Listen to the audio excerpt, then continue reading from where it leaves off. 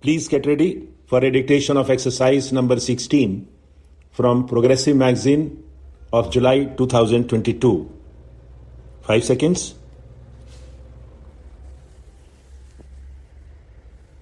Start.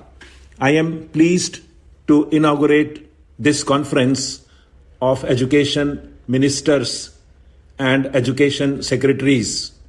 Very important issues concerning education will be discussed and deliberated upon here by both the central and the state governments in the spirit of partnership and democratic federalism. Human resource development is the most critical area in nation building. After all, national development depends on having educated citizens, rural development, health and nutrition, social justice, sustained economic growth. I could go on adding to this list of national tasks where education is the common denominator. At the turn of the century, Swami Vivekananda had diagnosed the ills that plague our society and had said a nation is advanced in proportion as education and intelligence spread among the masses. If we are to rise again, we shall have to do it by spreading education among the masses. Educate and raise the standard of the masses, and thus alone the national revival is possible.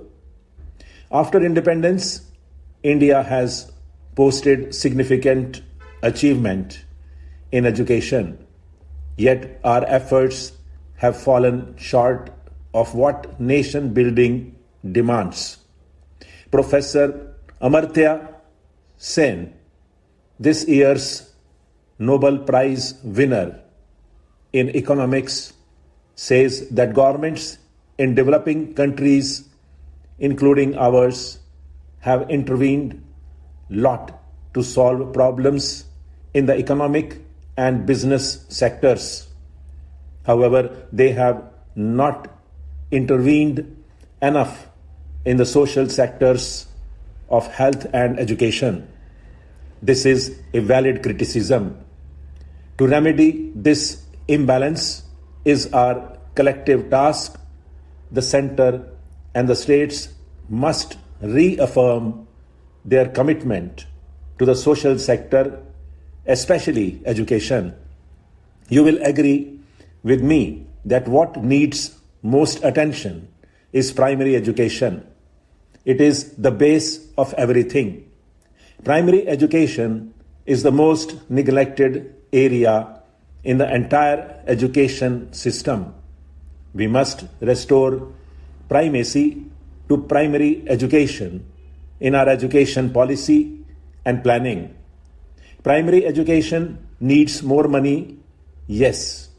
More money to build and maintain proper school building, equip them with books and blackboards and other instruments of teaching, and money also to convert single teacher schools to multi-teacher schools. Money is always scarce. A large part of the education budget goes to pay teachers' salaries. With the recent increases in their pay, there will be even less money for the other equally important items. We therefore need to look at other sources of funding. Private enterprise is now entering professional education.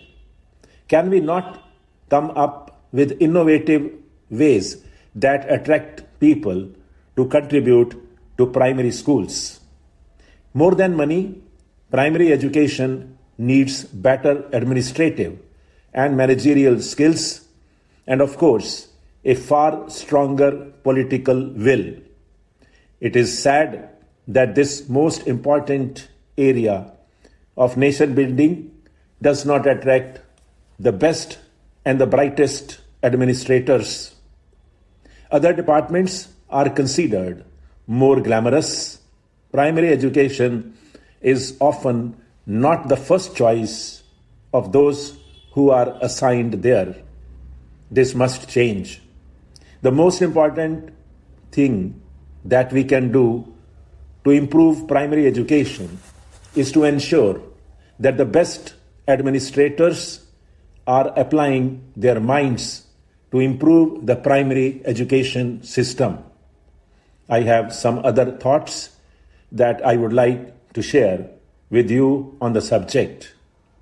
While governments have done a lot to improve teachers' salaries, they have neglected the task of improving their working and teaching environment. Teachers' views are often ignored or not even sought in education planning. The bureaucrats in the education department have an upper hand and often boss over teachers and principals. This is wrong. All those associated with education should understand that a good teacher does not look for a good salary alone. He values even more a better working environment where he feels that he is valued and has a say in the running of his institution. The quality of municipal and other government schools is inferior to that of private schools. One reason, of course, is that richer parents pay for and then demand better service from private schools. In government-run schools, where the parents are too poor and themselves uneducated, they cannot demand better service. This places a bigger responsibility on us to run our schools better in the absence of parental demand. Can we face up to that responsibility? How do we make parents and communities more responsive about the school in their midst? This is one of the great challenges before the education sector.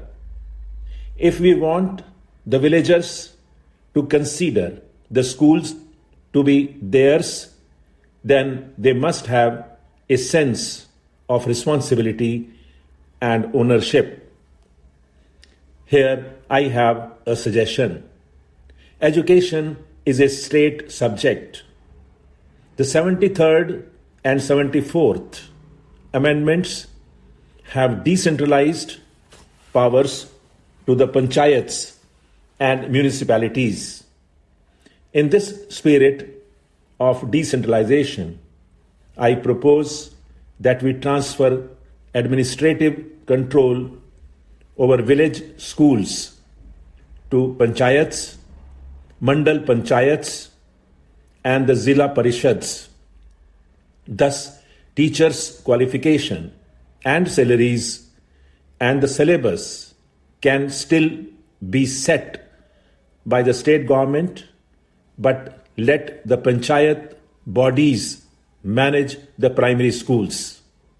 Funds for this can be transferred to the panchayats from the state government. One of the reasons why developed countries have become so is their superior universities and technical institutions in their country. Stop.